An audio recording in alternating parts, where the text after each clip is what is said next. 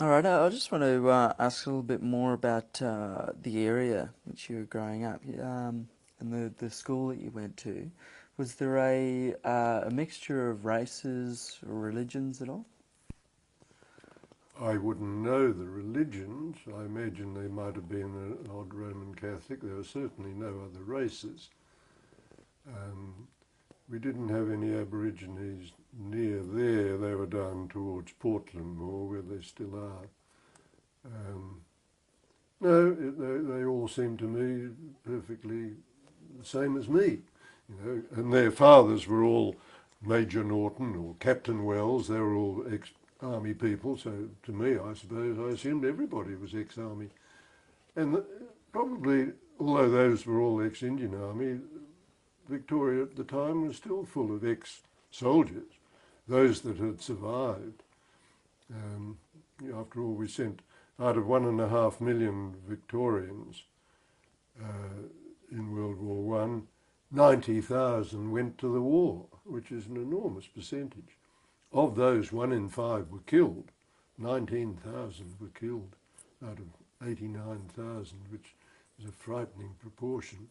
But nonetheless, every family, in other words, either had somebody coming back from the war or had somebody not coming back from the war, and the place was still being run by the old father or the wife or something like that. So the whole of Victoria must have been, and that's why all these war memorials were built. Every little hamlet, every village had its own war memorial. And in those days they were still being built. As I say, I remember my father dedicating the new Portland Memorial. There's a little one in Balmoral that I remember we used to go to every Anzac Day still. So that was my sort of memory, that it was a post-war country or state that one was living in. And as far as I was concerned, even more so because my father had had all those other wars before. I lived in a world of war, I suppose, and it wasn't that long after that when sure enough, we were in the next one too. I guess the area sounds interesting or unusual in that would you say most of let's say the kids at your school were from British soldiers? Yes, my little school, that's true. Going a little further away, though, outside the Kongbu closer settlement area, there were several people who had fought with my father, good, genuine Australians, a chap called Gus Oates, a chap called Bill Winter Cook, who had been with my father in his actual... that might have led him to Balmoral. He probably knew they were living there and tracked them down when he came out in 1924. They were all great people. At the time, they just seemed friends of my father. I've since learnt of their own, Gus Oates had a military cross, which to me I didn't know much about medals as a boy. I just thought everybody had medals. But he had a military cross, which he'd got fighting under my father in France, I think. Bill Winter Cook at Myrndal, his son's still running Myrndal, which was about 30 miles away from us. He was the one who brought back not the lone pine. There's a different story you've probably heard about how the lone pine was brought back. Somebody had picked up. Lone pine itself was sitting on top of a little mountain, a single lone pine, lonesome pine they called it originally. And my father, the night before the battle, sketched it, and that's the only known picture of the original lone pine. But after the battle, it had been blown to bits by the gunfire, and somebody picked up a pine cone from it, sent it home to his aunt in Australia, who some years later remembered it was sitting on the mantelpiece, gave it to some experts who were able to grow a lone pine from it, and that's the lone pine at the Shrine of Remembrance here in Melbourne. There are now lots of grandsons of lone pine. I planted one down at one of the schools in Melbourne only 2 or 3 years ago. The headmaster knew that I was the son the general who fought the Lone Pine Battle, and we planted a little lone pine, which has now grown up. Now, Bill Winter Cook, who I mentioned, he at Gallipoli picked up some acorns from the Gallipoli oaks. Gallipoli, it has they're not really oak trees, as you and I know, like the English oak. They're very spiny. They're like more like a holly. In fact, I call them the Gallipoli holly oak, although they are a true Quercus oak, as far as the experts are concerned. He brought a handful of them home, and he planted in the grounds of Myrndal one little Gallipoli oak, and the other one in the grounds of Geelong Grammar School, because he'd been a Geelong Grammar boy. And recently, because my wife's father had been second in command of the submarine AE2, which forced the Dardanelles on the original Anzac Day, I was in charge of the grounds around the shrine here, where we've got about 400 trees, but over 200 of them are dedicated to a particular tree, a particular ship or unit or squadron, and we didn't have the AE2 commemorated there, so I was able to get one of the Gallipoli oaks, which had been, again, the grandson of the original one brought back at Myrndal and at Geelong Grammar, and I've planted it there, and it's now taller than me, although it went in as about a foot high. I do digress rather, don't I? That's all right. I started it. I wonder what the Customs Department has to say about all these pine cones and acorns coming back into the country. At the time, they were welcomed. I should think now they'd be burnt. Mm. Now, given this background for the people in the area generally being returned soldiers, and particularly British soldiers, I'm interested to know both through informally and formally at school, what sort of things did you learn about previous wars, particularly World War One? What were you told, and what did you learn about what went on? I don't think school ever did anything other than mention it in passing. The history we learned both at the state school and when I went on to the bigger school was Australian history, but all explorers. You know, nobody seemed to be anything except an explorer in Australian history as far as we were concerned. My brother was much more intelligent than me, and he was a very good student, and he'd studied ancient history and European history and Roman history, and he was a historical buff, and he was the Dux of Geelong Grammar, and my headmaster at the time, only a few years ago before he died, once said to me, "Dacre, I really do think that your brother Oz was the most brilliant mind that ever went through my school in the 30 years I was headmaster." So my brother was a historian, and he would be able to answer your question much better if he was still alive, but he's not. No, I think the war was just so close still behind. It wasn't history. It was, well, what's the difference between history and recent events? But you can probably see what I mean, that now it's history. And my own war is now history, because it's a long time ago. But I'm talking then of days that were only 10 years after the war. You know, you certainly don't think of history as something 10 years ago. Well, informally then, did any of the adults talk to you about their own experiences, or did you have a picture of what war was like? No, I don't think so. I don't think any of them really liked talking about it. They had a much nastier war than I had a very nice war. I was in the Navy. I didn't have to put up with any of the things that the Army have to put up with. You know, the sands of the desert, or the mud of the trenches, or the mosquitoes and leeches of the tropical forests. I avoided all that. But I think that first war, the trench warfare, the more one reads about it, the more horrific it must have been. I'm just reading a little book now.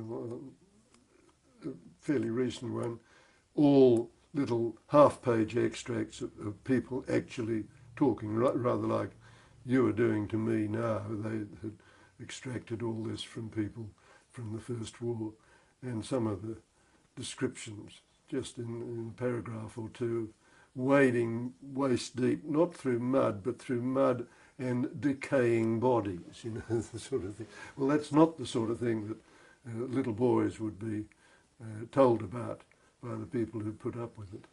Well, were you told of the British Empire though, and Oh, very much. My father was, of course, terribly sort of British Empire-minded. He'd come to Australia, but Britain was still his home. He never went back. My mother, I think my mother didn't go back for 30 years. She went back actually for the centenary of the Victoria Cross in 1956, or in the early 50s anyhow. They remembered that she was a widow of a VC, and that was her first return. So they had taken on Australia, embraced Australia, and become good Australians, but were still terribly British at heart. And I'm accused still of talking like an Englishman because I was brought up, I suppose, listening to them with an English accent. I don't think I'm terribly English, but you would know better than me. I can't hear myself. I'd say you're fairly English. Well, there you go. But I won't hold that against you. You mentioned that I mean, your father was a large figure in your life. I mean, he loomed large. He was a hero to you. You must have known something of his exploits when you were young. Oh, at some stage, I suppose, I realised that having a VC was something a bit special. All the other medals he had, all but terribly interesting when he put them on. I can't remember a moment when I sort of realised he was a hero or realised there was any difference between him and anyone else. They all seemed... And he normally didn't go around wearing uniform. Rather like my mother, my description of my mother's clothes. His were all terribly old, and if he was sort of trying to do the ploughing with the horse, he didn't exactly look like a soldier hero. Well, he sounds interesting in that he did form some kind of bond with Australia and decided to turn his back on Britain and come over here. Do you have any inkling why he might have done that? I do remember that to a certain extent, because I think he was, and I've got writings somewhere by him, I think, perhaps when he was writing to his friends over here, saying, you know, I'd like to come out, because I don't see the future for England. You know, in those days, 1920, 23, he couldn't see he could see England going to the dogs, you know, in his... Now he'd think it'd be awful, I should think. But no, he was typical British, not upper class, but successful middle class, I suppose, and felt that there was more.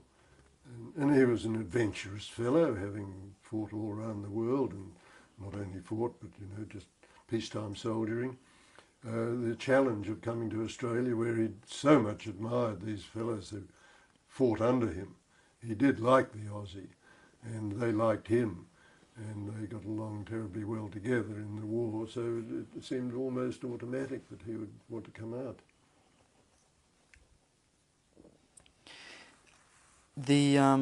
At the school you were at, were they strong believers in the Empire as well? Do you remember things such as Empire Day? Oh yes, we used to, every morning we would, all 10 or 12 of us would line up and we would hoist the flag and we'd salute it, and I don't think we sang anything particularly, but we'd have our little ceremony of... No God Save the King? Hmm? No God Save the King? Oh yes, but not every day. I don't know. Well, it might have. I can't quite remember. I do remember that we had a sort of routine during that morning assembly, I suppose you'd almost call it, where you had to each say, now the first thing you had to do, there was a roll call. And the first few days I couldn't understand, they were saying Dacre Smyth, and I was saying Presimis. And I had no idea what Presimis meant. It was a sort of new word to me, but I went on saying Presimis until finally one of the others spoke it a bit more clearly, and I realised he was saying present, miss, to the school teacher. And then we were asked, have you got anything interesting to report? And there's a chap who I've only recently re-met, who was Major Norton's youngest son, Mark Norton, and he's a very nice fellow, and I've seen a bit of him. And this particular morning, I said, this morning as I was coming to school, I saw a fox. And everyone said, ooh, that's a bit special. And my sister said, this morning when I was coming to school, I saw two foxes. And I rather looked at her and I didn't think she really had seen. I'd seen one. At any rate, it came to Mark Norton's turn and he'd been looking at us with envy. And he said, this morning, as I was coming to school, I saw a lion. It's a silly thing you remember. Yep, kids will be kids. Well, tell me what sort of things you did with other kids or by yourself. What sort of things did you do for fun? At the school, At school or at home? well, at home we were very much just the three of us. We got along pretty well together. I don't remember having any real fights. We would do a lot of riding around the place. We had a dam. My father had got a little boat built for us, just big enough for the three of us to row around the near dam. The far dam had fish in it, so we used to go fishing there. The near dam we didn't think had fish until I put a line in one day and went back next morning, pulled it in and found an enormous tench on it. The far dam it had English perch, but the tench was a big slimy fish, and obviously it had been in the dam all that time and we hadn't known. So we caught a few more of that. Is that a native or?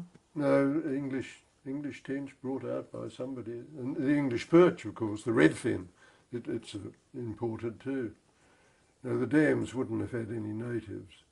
The creeks and the rivers had natives, but again, mainly the English perch seemed to have taken over. The Glenelg River we did a lot of fishing in.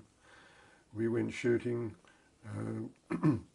Jack Whistler, our overseer, ran a lot of bees, and I used to go with him, and we'd move the apiary from one spot to another, and we'd do all the getting of the honey out of the combs from the extractors. You whirl it around and you slice off the outer covering of the beeswax, and then you whirl it around so that it's all flung out into a sort of 44-gallon drum extractor thing, and then you take it off out of a tap at the bottom. So there are all sorts of country things like that that we used to do. We used to go on picnics up into the Grampians. Remember one Christmas, we normally had a fairly traditional Christmas at home, but for one reason or another we went on a picnic to somewhere in the Grampians, a place called, I can't remember its name, and we were almost attacked by what we thought were wild cattle while we were having the picnic. I don't think they were really wild, and I don't think they were really attacking us. But they're the sort of little memories you have. Very much a country upbringing, finding your own fun on your own farm with all sorts of... Every tree on the home paddock, my brother particularly gave it a name. You know, there was one which was the elephant tree because it looked rather like an elephant's foot. And we had an elephant's foot in the house, which I've still got here at the moment, which my father had shot in Africa at some stage, so it was obvious that this was an elephant's foot. And then we found somewhere else where the original settlers of the house, one of them, two of them, the two Mather brothers, one had gone out to the far paddock and spent a couple of nights out there looking after the sheep. While he was away, the other brother cut down a tree, it fell the wrong way, it pinned him to the ground. He couldn't get out. He tried to chop his way out, but it was an enormous tree. And when his brother came back, he found him dead there with his face eaten off by wild dogs. And so that we found a place that we thought was his grave, and we dug it up, but he wasn't there. You know, these were the sort of excitements and the stories. The homestead we were living in wasn't terribly old. It had been built about 1900, so it was only then 30 years old. But the old homestead had been built in the 1840s and is still there today, and it was a lovely old homestead that the overseer, Jack Whistler, who I've mentioned, used to live in. So it itself was something to explore. And then, of course, there was the shearing time and the cutting of the crops in summer, and we always, once we went away to school, we still, when we came home on holidays, were flat out all the time doing the farm work. I can remember all the cutting of the crops, and particularly when the war came, the bushfires that we used to have to fight in the summer, and the dwindling number of men to do the work, whether it was cutting the crops or putting out the scrub fires or the grass fires. It was a country life that one remembers more and more as one gets older, really, as the greatest way to sort of be brought up. Well, tell me, how did you come to go to? Does that make sense? Come to go to? How did it happen that you went to Geelong Grammar? Well, Congbull State School, number 4462, only took you through to age 11, fifth grade, sixth grade, I think, whatever they called it in those days. So we had to go somewhere. The nearest high school was in Hamilton, 40 miles away, so I couldn't have commuted to that. So I had to go to a boarding school. My brother had gone off 2 years earlier. And of course the nearest boarding schools were in Geelong, Geelong College and Geelong Grammar. And Geelong Grammar particularly seemed to be the one that nearly all the Western District people, a lot of the locals of course just finished. My schoolmates at Congbull State School, I don't think any of them went on to high school. They finished and went on the farm, where they then failed and finished up in the city somewhere. But those who were going to go on and try to get an education, they had to go down to the big city, and the nearest big city was Geelong. Geelong Grammar, just out of Geelong, was more countrified than Geelong College right in it, so I suppose that's why my father and mother chose that for us. So how did you find it? It must have been a bit of a shock for you to go to from a school of 12 kids to a school of several hundred. Yes, I started in a prep school right in Geelong called Bostock House. It had been called the Geelong Grammar Preparatory School, and actually the year I went there they called it Bostock House of Geelong Grammar, so made it sort of more part of the school. And it wasn't as big as the big school. It had probably 20 boarders and 60 or 80 day boys. And it was just filling in the 2 years between, well, I went there at the age of 10 and did 2 years, I think, so left at 12 and went up to the junior school, the big school out in Corio. So it wasn't too great. It was a change, yes, certainly, to find yourself miles from home. I don't remember being particularly homesick somehow. The other kids weren't too bad. I never suffered at school any bullying or took part in any bullying for some reason. It might have been going on. What one hears, it still goes on, but I was lucky. I always enjoyed school. I got along well with most of the others. There were some people you didn't like and some people you did like. That's life anywhere, isn't it? So I was quite happy there. Very shortly after going there, we had our annual athletics, and I found myself the under-12 athletics champion at the age of 10. Well, that put me in a good spot, so nobody was going to pick on me after that. I even set the under 12 long jump record of 13 feet 2 inches, and I often wonder whether it still exists, that record. I don't think it does, but it's nice to think it might. I suppose you could always check. might, might be in luck. So did you make a lot of friends? Not really, no. I was friendly with everybody. I think I've been right through my life not close friends with people, because in the Navy or at school, the friends I made I then never saw again. Most of them were killed in the war, I think. And I went off to the Navy, and it wasn't until I came back here to Melbourne for my final posting, really, that I started catching up with a few of them again. So none of them are close friends. I just like to think I've got lots of friends. But,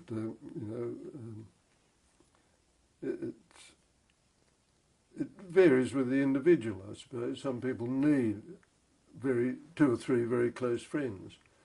I've never had them, so I've never needed them and never missed them. What did you have any contact with girls at all? I remember feeling rather frustrated at school for obvious reasons. As one grew up and became a teenager at Geelong Grammar, you felt they should know something about girls. And we didn't have very much contact with them. We'd meet them during the holidays, obviously. I don't remember having what these days seem to carry on or happen quite early in one's teens, sort of sexual activities and things. I merely thought about it and hoped for it, and it never happened. I mean, a boys-only boarding school. Now, of course, my old school has got girls.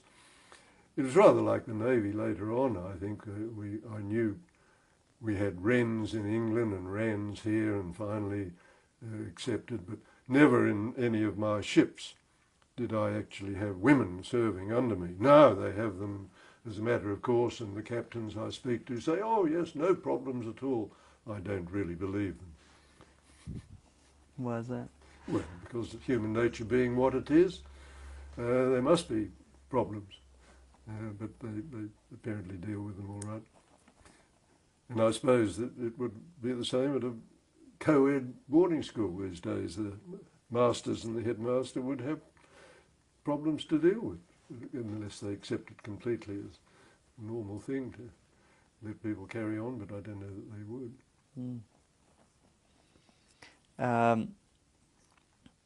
Did you feel, given your history and of your family and the other men around you, did you feel it was inevitable for you to be involved in the armed forces of some kind? Obviously, the fact that I tried at the age of 13 for the Navy,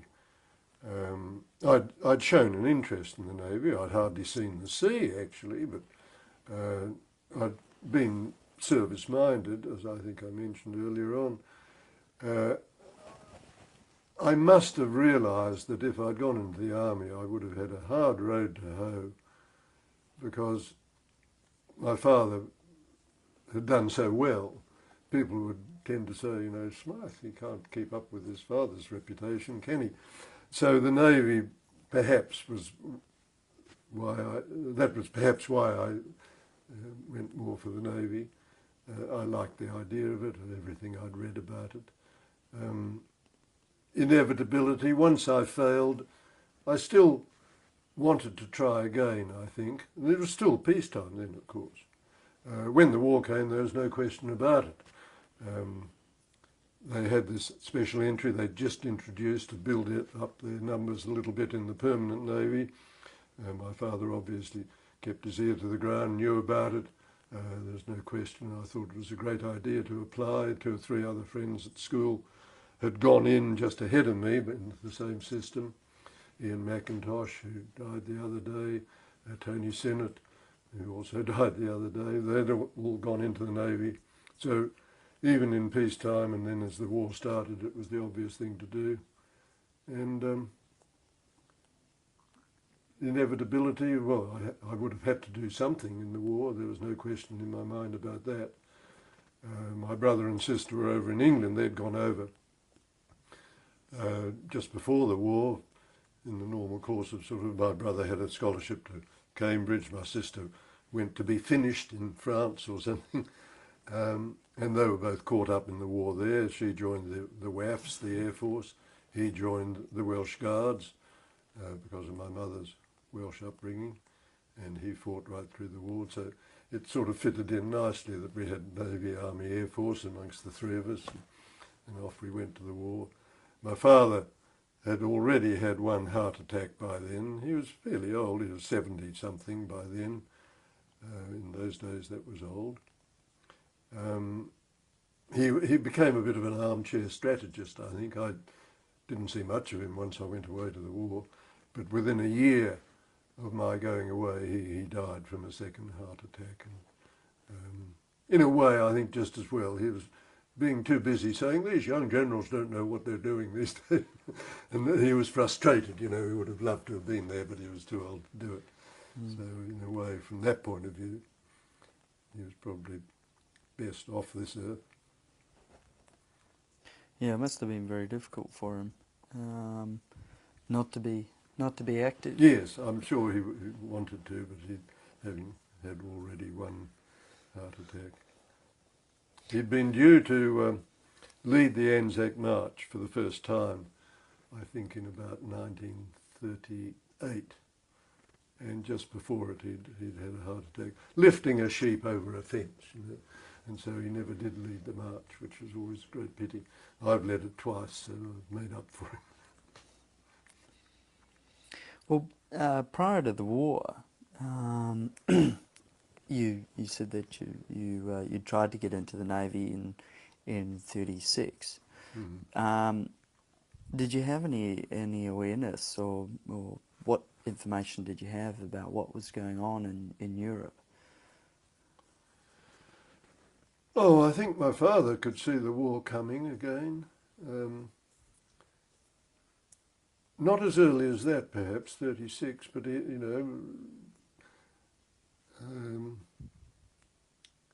Germany, he distrusted. We had a German Fraulein as one of our governesses about that, a bit earlier than that. No, it must have been quite a lot earlier than that. And I remember going through the family photograph album years later, and there'd been photographs of us sitting on the front steps at Kongbul with the Fraulein as part of the group, and he had blackened out her face in all the photographs. German. But I think that must have been when the war had actually started. He might have done that. I can't remember the timing. But, oh no, he could see war coming, I think. My wife's father, similarly, my wife's father had come out after the war too. They'd both been British. He'd been in the Australian submarine, but as the second in command, the three officers were British because we didn't have any trained submarine officers. And he came out after the war and similarly settled after he'd married an Australian girl in that case. And my wife often talks of how he, in the years of the 1930s, was lecturing to schools, he was talking over the ABC and warning Australia that war was coming again, sort of thing, and he tried to get the Navy to call him. The Australian Navy said no, they didn't want him. The day he was killed in a ridiculous accident, war had broken out a few days before, and that day he got a letter from the Royal Navy saying, yes, we're calling you up and we'll appoint you to Singapore. You can't go to sea, you're too old for that, but we'll put you on the base staff there. So he, poor chap, having spent the first war as a prisoner of the Turks, would have found himself in the second war prisoner of the Japanese. But both our fathers were obviously well aware that there was another war pending in those years just before the war. And that must have sort of rubbed off on us. Did you listen to radio broadcasts with them or anything like that? We didn't have... I remember when the King died, King George V. Now that must have been about 1935, Yeah, 36, yeah, something like that. I thought 36. We knew he was ill. My father was terribly fond of him. He'd sort of known him, and we knew he was ill. And we all went out and we sat in our new motor car, which had a radio in it, and that was the only radio we had. We didn't have one in the house, and we sat in it. And I can remember it was at night after my bedtime, and we heard that the King had died, and my father sort of almost wept. You know, we've lost a great man and all that. He was very loyal and British and that sort of thing. So we didn't listen to very many radios, obviously, if it was only the one in the car. Then as the war got closer, we obviously had a radio at home. And I can remember the night, I suppose it was the night, anyway, when we heard Menzies' announcement that, of course, Australia is also at war. And we all thought, oh, how long's this going to last? Are we going to be in it? I was what then? That was 39, I'd have been 16. Well, a year later I was in it, and it lasted 6 years. At the time we rather wondered, like the people I've been reading about the First War, they were all so keen to get into the war because they thought it'd be over by Christmas in 1914. And we rather wondered the same in 1939, but ours lasted 6 years. Well, did you have the same excitement about it, or were you more cautious? Oh, I think I'd been frightened, cautious, yes, but no question in my mind that obviously if it lasted long enough, I would be in it doing something. And the Navy seemed the obvious thing then. But you didn't approach it with the same kind of spirit of adventure? I don't think so, no. I think we've been fairly well brought up that wars were not always great fun. Well, where did that come from? Because I was fishing for that kind of information before, and you said that. Somebody wants to come in. Pause for a moment. Where were we? Well, we were just, I was whether or just not trying to wars find out were where did you find out that it was a bad thing? Well, I think we'd all read your earlier questions, you know. If we hadn't been told a lot about the war, which we had, we'd also read a lot, and wars were not the adventurous things that my father's early days probably had been. So he was horrified the way that World War I went, and the trench warfare and all that had obviously horrified him because he'd been happy prancing around the prairies on his horse and charging and doing the things that were in those days probably great fun. If he wasn't chasing people, he was chasing pigs in India, and pig sticking and hog hunting, or shooting elephants and things. And, you know, it had been a great adventure, I think, soldiering in his early days. And World War I had changed all that for a lot of people. And so I don't think we looked at it with great adventure, but it was still adventurous, yes. If there was a war on, we wanted to be in it, and we didn't worry right through the war, really, if we were going to be killed the next day. We didn't have wives and things back home. We were only youngsters. Somehow we knew we'd survive a charmed life, and I was lucky. I was never sunk. I was never wounded, well, hardly, and really it was much better than it could have been. And that might have been influencing me too into going to the Navy. I didn't like the idea of trench warfare from what I'd heard of it, or any army warfare for that matter. So you must have been influenced by details of the First World War, of particularly the infantry. I think so, yes. Well, I mean, it was all infantry by the end, except the people who went into tanks. The cavalry virtually, well, in the Middle East more, they were still doing charges on cavalry or light horse at Beersheba and everything. I didn't mention that just before I went into the Navy, I joined the light horse. The local militia at Balmoral was the light horse. I'd applied for the Navy. I'd virtually sort of expected to go into the Navy, but they were still waiting to accept me.